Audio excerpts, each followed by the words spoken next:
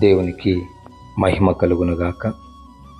ఈ దినం దేవుని వాక్యం, ఉదయం నీ కృపతో మమ్మను తృప్తిపరచుము, అప్పుడు మేము మా దినములన్నయు ఉత్సహించి సంతోషించదము.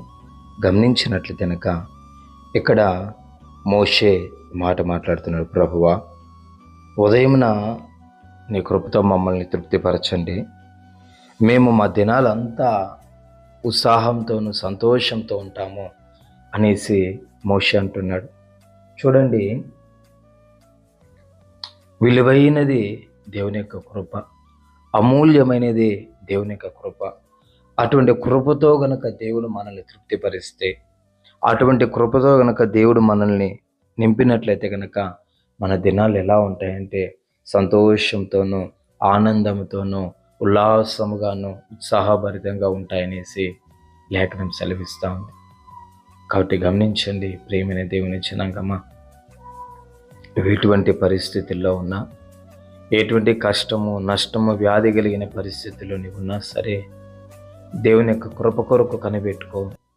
ఆ కృప గనక నేను నింపిందంటే, దేవుడు తన కృపతో గనక నిన్ను నింపితే నిశ్చయముగా నీ దినాలన్నీ సంతోషంతో ఉంటాయి, నీ దినాలన్నీ ఆనందంగా ఉంటాయి, నీ దినాలన్నీ అద్భుత రీతిగా ఉంటాయి.